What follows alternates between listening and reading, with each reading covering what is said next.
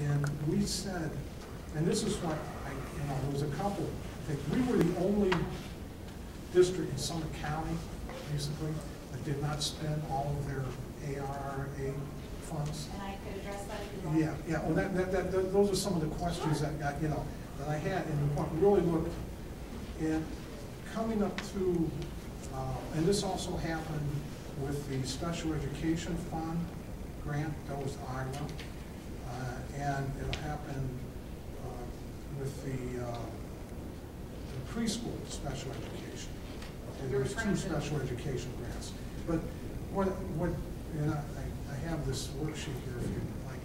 You're referring to the fact of money that we did right. not spend. Yeah, and that's what was funny. I mean, I'm looking here, and all of a sudden, I come through and say, okay, we were, as of October 18th of 2011, we had dispersed $266,000 on this Title I. He had $105,000 and $105,338.39. So it's odd, how they get these cents. I don't know if you had a plan that with the cents, but there was a formula that gave you the cents. Okay. Right, they give us the cents. But then all of a sudden, in January 24th, our disbursement went the opposite way. So did we, and then we ended up with exactly the dollars that you're talking about, and that's what was amazing. Wow, that number ties out. 280,066.73, and the same thing happened in the special education. I don't know what our answer is. Well, I'm asking. I'm going through the numbers first. Okay, I we have know something that. here. You okay. want to no, see? No, you go ahead. Okay, and it was like $65,000. I don't know. Maybe those dollars are gone. We're not going to get those back on the special education fund. Do not get those back. Okay, because we said we had spent it all, then all of a sudden came January 25th. It went down. I guess we paid for the stuff out of general fund. I don't know. How did it get back in there? That was my question. Right. Yeah. May I talk about? Basically, you're right. We do not, every year, if you were to go back and look historically with our grant funding, because of the restrictions we have, we can't always spend it. I mean, that's just reality. You want to sit down with me, I can show you like the last probably 15 years, Title I especially, we do return money because we cannot spend it based on the restrictions that we have. If we were school-wide, if we had more than 40%, there's a lot of opportunities of how we can spend that money. It's been on every child and every teacher in that building or in the district. Okay. Some of our neighboring districts are school-wide. That's why they don't have money left. Because we're targeted assistance, we can only use it to supplement instruction. So we can only use a percentage of it for some of the things that we want to do. We also have regular Title I. It would be great if we could spend all of that money. If I could say to you, Snarko, we have this much money, we can hire people, we can spend it on supplies, we can buy textbooks, we can do all kinds of things. We can't. We can't spend it on providing computers for every student. I would love to take that money and take them on an iPad for every child in this district. I cannot do that because of Title I restrictions. My question was, but at one point we said we did spend it. No, we never said we spent it. Oh, okay. I mean, so what we reported to the state or the ARA? That's a budget. That's a proposed budget. Okay. It's not Because total expenditure. Because the state said dispersed, that's why. Dispersed to us, which is why we have to return it if we don't spend it. All right. We make a proposed budget, which is what I showed you tonight. It's a proposed budget. We may not be able to spend all of that. It's our best interest, it's our best So estimate. we're the only district in Summit County that we get more Title I funds than what we do. Partially because we're targeted assistance. I mean, there's another thing, let me talk another caveat. Because of our proficiency and our excellence, we also can't spend it. If we were in school improvement or district improvement, so our scores weren't high enough to get us to the rating we are, we have to set aside a certain amount of that to spend for the entire district to bring those scores up. So because we are so well performing and we are not poverty stricken, we can't spend it all. So this comes to the catch-22. Absolutely. How are we going to spend this then? I mean, all of a sudden, if we couldn't spend it before and we had it, now all of a sudden we're saying, well, how are we gonna spend it now? Well, let me ask you this question. So Wouldn't it that's be- what I'm wouldn't it- wondering. Well, wouldn't it be, isn't it more beneficial to spend at least some of it? Oh, yeah, definitely, definitely. Okay. And That's what I'm I saying, guess but that's I my mean, but answer. that's what I'm getting at here. I mean, we couldn't spend,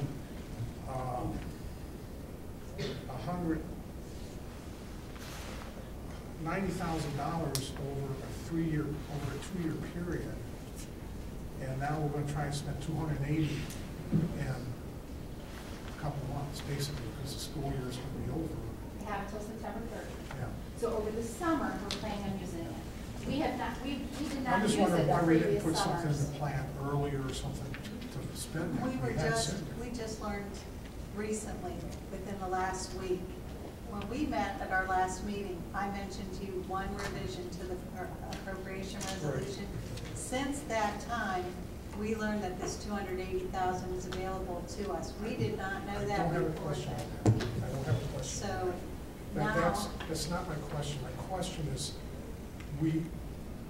why didn't we put a plan together 2 years ago to spend the whole 400,000, 371,000, when now we're rushed and we're gonna try and do something at the last minute and spend 280,000? That's my question. I mean, you know, Actually, April, May, June, July, August, September, That's not that much. 7 months. But- That's not less than- three of those, It's better to have a bite of the apple than no apple. No doubt, and I'm glad we're able to do this. I am fantastic, glad that we're able to put this money back in. I mean, I guess it just popped, there's 100,000 we couldn't spend in 2 years, and now we're gonna try to spend it, so let's put the best plan we can, let's get it in there, and let's. And that's what we're trying to do. that's what we do That's what we're trying to do. Given the restriction. I'm sorry, how many iPads are you estimating to be purchased? Well, we're looking at trying to purchase, trying to purchase approximately 10 per building. Kind of overestimated there, just to see how many we could get. Again, we have to get this, there's only a certain percentage of this that we're actually allowed to use for capital outlay for things that cost more than $500 for technology. Not even sure I'm within that percentage. So again, I have to double check with the OTE for this. So there may be more money that I have to re-appropriate within the budget. And let me be clear, one of the restrictions that we're up against, Mr. Armstrong, is, as Mrs. Moore indicated, it is to supplement instruction. So for example, if we were going to purchase iPads for our regular students, we could not use Title I money for the Title I students. We would be expected to spend pay for iPads out of general fund for the entire population of students. Then, once we did that, if we wanted to supplement just the Title I, let's say with software, we could use Title I for just those particular students, and that's it. And that's where we run into this, is when we talk about purchasing iPads, the question comes up, are we just going to allow Title I students or teachers to have iPads? Well, if the answer is no, our regular instruction teachers are going to have them, then we can't use Title I funds for that. So we're constantly in communication about the use of those funds, because we will spend those funds allowable according to They federal have to law. go directly to Title I students. Correct. That's. And it cannot be something that would go to a regular. Instruction and also teacher, the supplemental teachers. Absolutely. That's what. Is makes there it something in your mind that we could put in that's sustainable with that 280,000, some mixture there? What do you obviously are the expert on how we can spend this. Right. What do you have in your mind? Well, we don't have iPads for other students, and there are lots of programs. So that's one of the things. And that is sustainable because it's something we're purchasing this year. We can continue to use it. We have a program at Kempton right now that we're using called Read 180, which is a software program to remediate. There's also a software program that the universities are using that I'm talking with the universities about called ALEX, which is a math program. Again, something that we can use our Title I funding for because we're using with those students who are at risk of failure or who meet that multi-criteria to be selected for those services. What's unfortunate is if you live in Fish Creek's district, you don't benefit. So it's based on your zip code. It's unfortunate, And it's but good, and that's what this is for the Title I kid, students, and that's, and we to bring them up, and I talked about in that classroom, which was nice. It was in a way, we were using the Title I students and integrating them, they were all coming up, you know, it was raising the whole Right. average of the What you classroom. what- And that's what I'm looking, I guess that's what I'm Right, looking but you for. have to understand what you observed, which Yeah. was wonderful. For those of you who don't know, Mr. Armstrong and I visited three buildings actually, Yeah. but went to classrooms in 2 buildings. One of the kindergarten classrooms that we observed actually was using what we call the push-in model for Title I. So our Title I tutors were working with our kindergarten teachers, meeting the needs of all of our students. But in order for it to be Title I, they have to meet with those students at risk at another time. Has to be supplement, has to be on top. So that's great, it's wonderful, but it's not enough, and it's not what's funded through Title I. Has to be supplemental. The other thing that Mrs. Baldwin was talking about is if we purchase something out of general fund, we can't turn around and purchase it out of Title I. That's exactly right. I The same understand. with the teacher. We can't take a person currently paid out of general funds and pay them out of Title I R, That's- because that's not allowable expense. It's called supplanting, and we would have to pay it back. That's exactly. So, Well, thank you it's a so much for your Yeah, report. I thanks very much, appreciate it. Mrs. Moore. Well done. Thank you.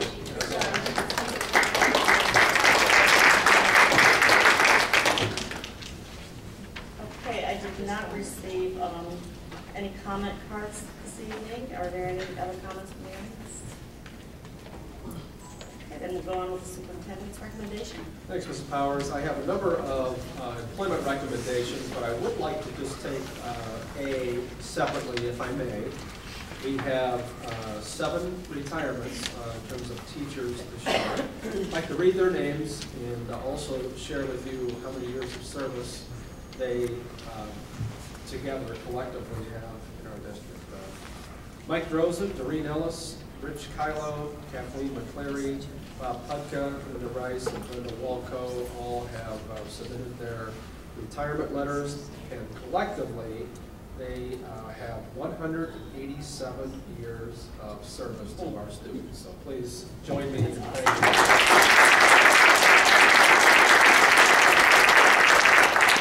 So I just want to point that out. And we also have some other moves, transfer of a cook into a bus driving position.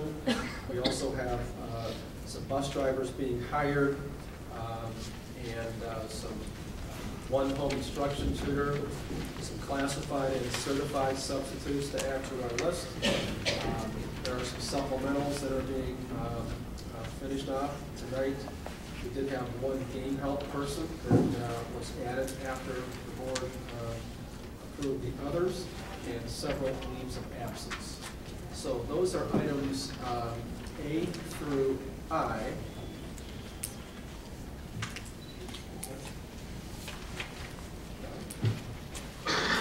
item D, Caitlin Gray is an intervention specialist that will be paid for or funded out of federal grant money for Title VI-B.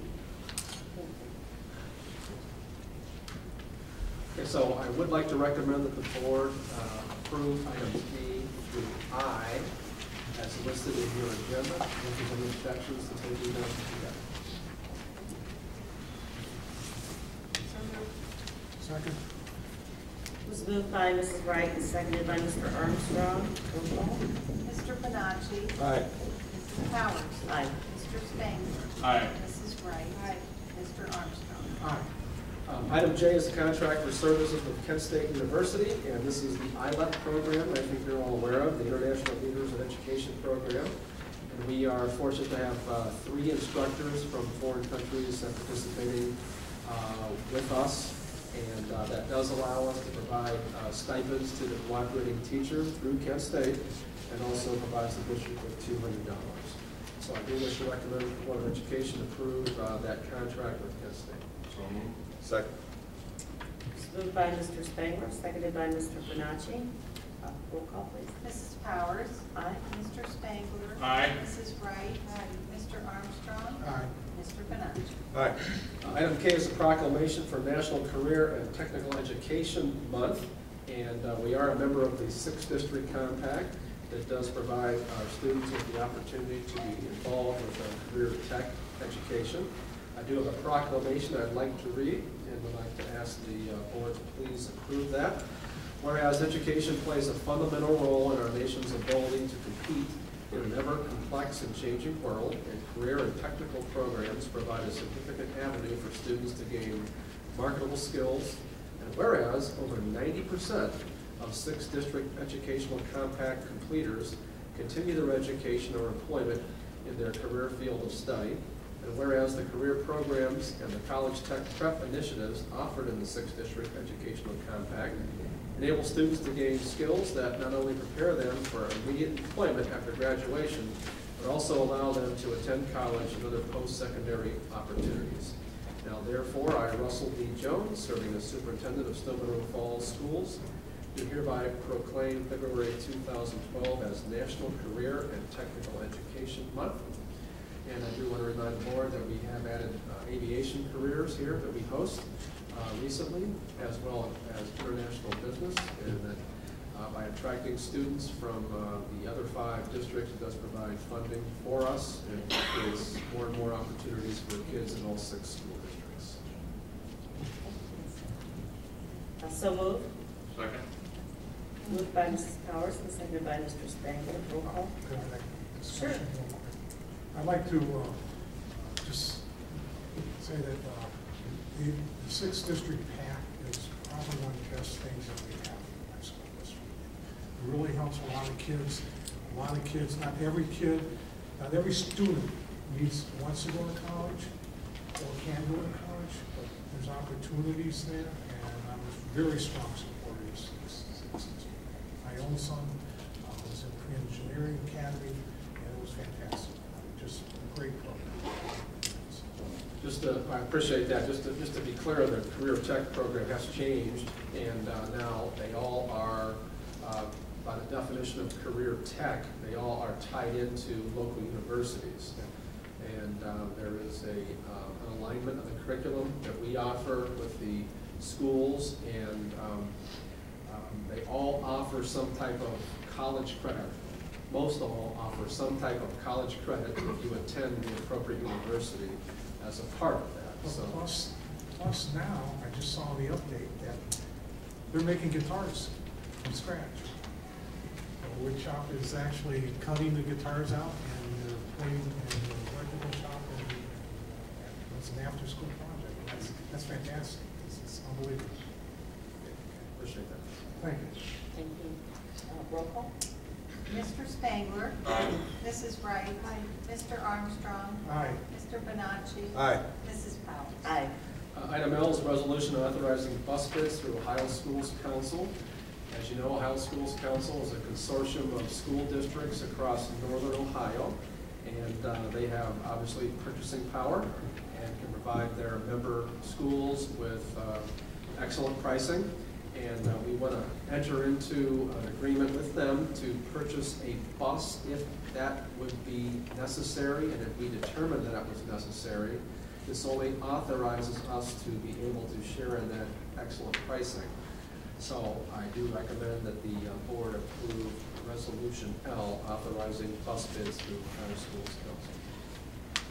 So moved. Second. Moved by Mrs. Wright, seconded by Mr. Spangler. Is there any discussion? Roll call, please. Mrs. Wright? Mr. Armstrong? Aye. Mr. Benacci? Aye. Mrs. Powers? Aye. Mr. Spangler? Aye. Item M is building use for elections. March 6th is the primary in Ohio, and Summit County Board of Elections wishes to use Echo Hills, Fish Creek, Kempton, Lakeview, Riverview, and Woodland at no cost. They have a pre-election meeting scheduled for March 5th and for public voting on March 6th, and that is presented in Exhibit 7, so I do wish to recommend the board approve Resolution L. So moved. Sorry. Moved by Mrs. Wright, seconded by Mr. Spangler. Roll call. Mr. Armstrong. Aye. Mr. Bonacci. Aye. Mrs. Powers. Aye. Mr. Spangler. Aye. Mrs. Wright. Item N is revision of our local professional development committee standards and guidelines. And you remember in the update, we gave you a summary of some of the changes. Nothing terribly major. And thanks, Mr. Armstrong, for requesting the strike-through that we sent to the board this afternoon. So I do wish to recommend that the board do approve local professional development committee standards and guideline bylaws changes as presented in your So moved. Second. Moved by Mrs. Powers, seconded by Mr. Spangler. Is there any discussion? Okay, roll call, please. Mr. Bonacci. Aye. Mrs. Powers. Aye. Mr. Spangler. Aye. Mrs. Wright. Mr. Armstrong. Aye. Item O is Alert Now. I wish to recommend the Board of Education approve payment to Blackboard Connect in the amount of $11,400 effective July 1, 2011 through June 30, 2012. And I'll refer to Mrs. Barber for a little more detail. As I mentioned in the update, this is the company that we pay for Alert Now, which is our phone calling system that helps us notify and communicate with our parents of our students. And due to a merger of the original company, a purchase order was not available to be made out for the new company because they weren't together yet. And in order for us to properly pay this, we need to approve it this evening. Okay, thank you. Second. Just moved by Mrs. Wright and seconded by Mr. Armstrong. Roll call. Mrs. Powers. Aye. Mr. Spangler. Aye. Mrs. Wright. Aye. Mr. Armstrong. Aye. Mr. Bonacci. Aye. Item P is a number of extended field trips. They include varsity softball going to Gahana in April, varsity bowling competing at the state competition, our boys varsity volleyball in a tournament in Columbus, our gymnastics team at state competition, wrestling at state competition, DECA at state competition, and being repetitive here, speech and debate also is at state competition, and then also a high school student council retreat this Thursday evening, all day Thursday evening, and Friday. Just a couple notes. Varsity bowling, I had the good fortune to be at Twin Star Lanes in Kent to see our boys on Saturday. It was exciting. I will tell you, if you haven't been to a district bowling tournament, I mean, it is happening. I mean, the place was packed, buses all over, and They five do, rows they do of, yell, don't they? oh my gosh, 5 rows of bleachers, but, you know, and it was really exciting. Our boys narrowly missed qualifying. They finished 6th. Top 5 teams do qualify for state. And then I did get a chance to see our girls on Sunday. They did not qualify also. I just wanted to mention how proud I was of all of them and their coaching staff and the parents. It made me feel warm to be there and be the superintendent. So we had it on the agenda just in case they qualified, but unfortunately that didn't happen. And down to gymnastics, our girls gymnastics team as a team qualified for the state competition, first time in school history, so very, very proud of all of them. One of the moms texted me right after it happened on Saturday, so shout that out to the board. We do have one wrestler representing our school district in the state wrestling tournament. Wish him the very, very best of luck. So Weight I class. think it was 185. 160. 160. 160? Yeah. It's a tough class. You get down there, they all are. Yeah. You're absolutely right.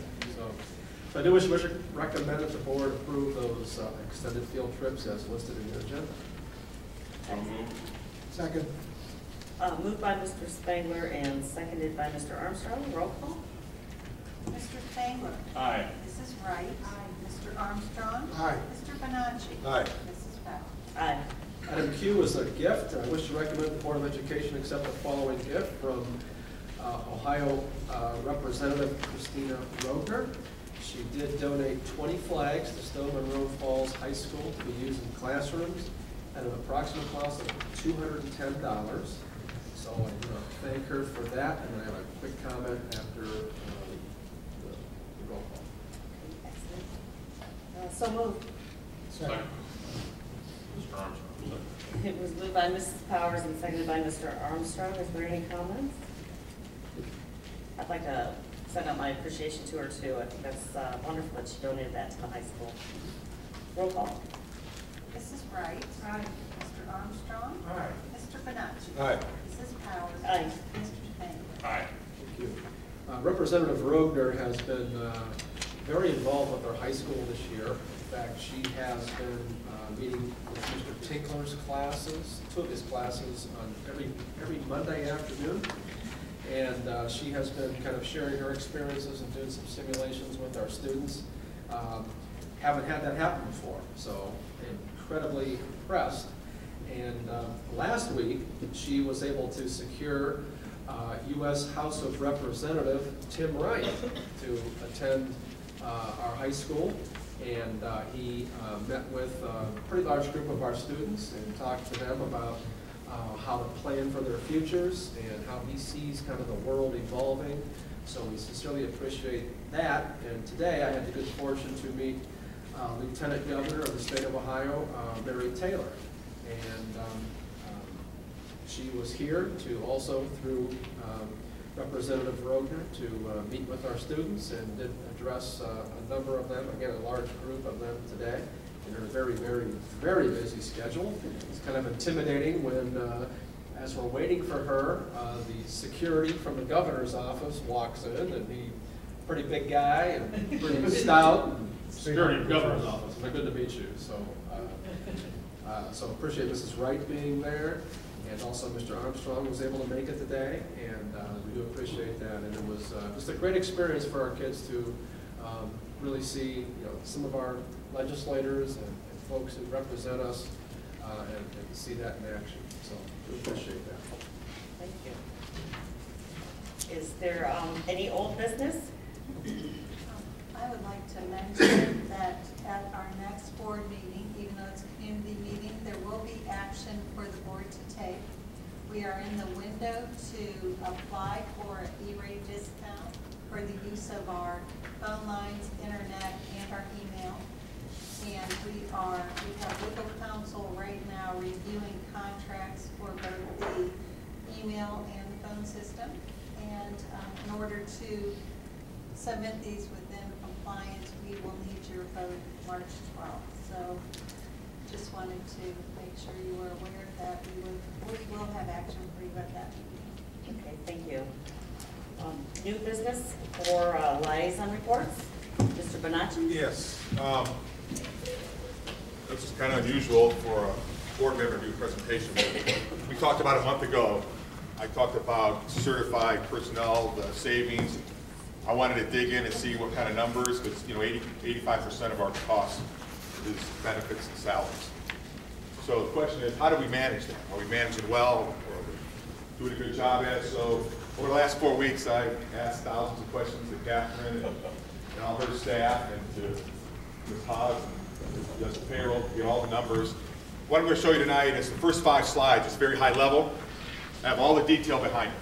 If anyone wants the full copy of this, I'll be happy to email it to you. Just see me afterwards, and I'll do that. But for sake of time, I'm not going to get into all the details now.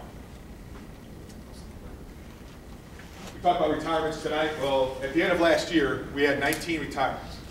Very high-end teachers with over $1.6 million. We had 4 resignations that came off the payroll, $300,691. We had 4 that went out on FMLA, $120,000, and 8 teachers that were ripped, so $475,000. So a total of $2.5 million came off our payroll at the end of last school year. The question now is what came on.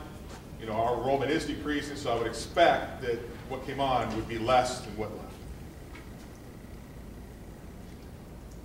So we had 6 additions coming this school year, $214,000.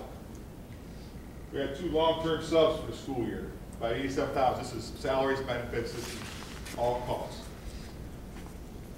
We had 1 part-time that went to full-time, $90,000. $392,000 was added to this school year. We had 3 administrators. New administrators were filled, $292,000.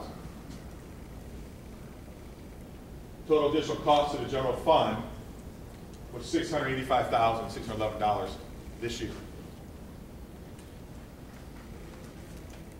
So again, those numbers you saw earlier, $2.5 million came off at the end of the school year last year. We had certified additions, the administrative assignments, which I talked about earlier. We have to pay out an early notification bonus on the 19 teachers that retired. If they notify us by February 1, it's $5,000 for each teacher. So do the math, there's your $95,000. Now the other big chunk is severance payments for those teachers that retired, basically their sick days they don't use. That added up to $461,000. So we took $2.5 million off the payroll. We added $1.2 million, well, costs, which is severance, early notification bonuses, and the additional certified additions and administrative assignments.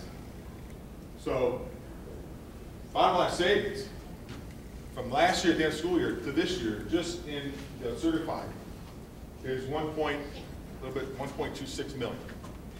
A significant savings over last year. So we are doing, I think, and kudos goes, it's not to us, it's administrators, teachers, to make this happen and manage this money well. Again, it's our biggest chunk, so I think this is, shows that we're doing a great job as far as managing these dollars. You know, high-level, high-paid teachers are retiring. We're bringing in young teachers at a lower salary, which will be benefits for several years down the road. So behind all these numbers, I got all the stuff you would want to see that matches up these numbers. Teachers retired, who they were, their salaries, their benefits.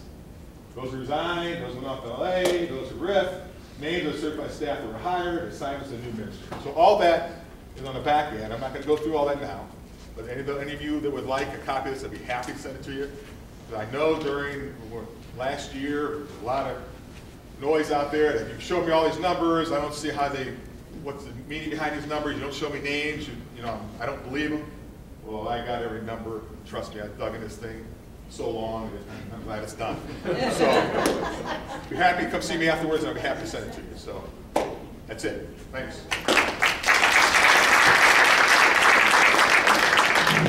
I'd like to thank Mr. Bonacci for that presentation. And this is really what we have, one of the main things we've been trying to do to save the district dollars over the last several years.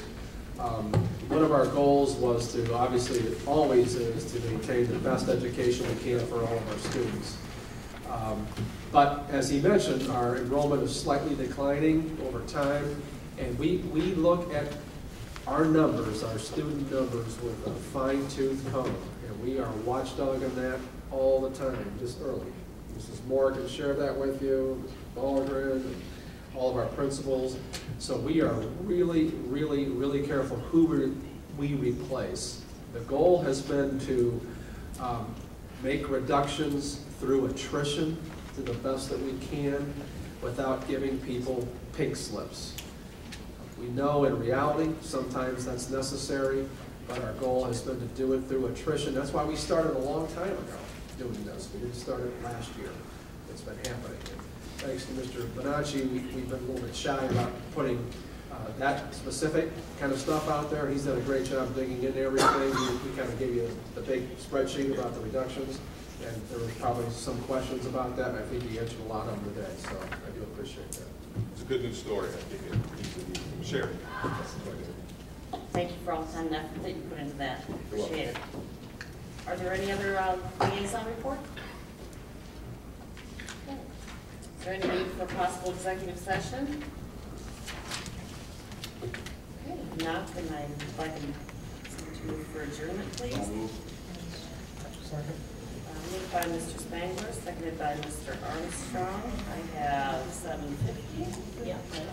7:50. Roll call, please. Mr. Armstrong. Aye. Mr. Bonacci. Aye. are adjourned. Thank you.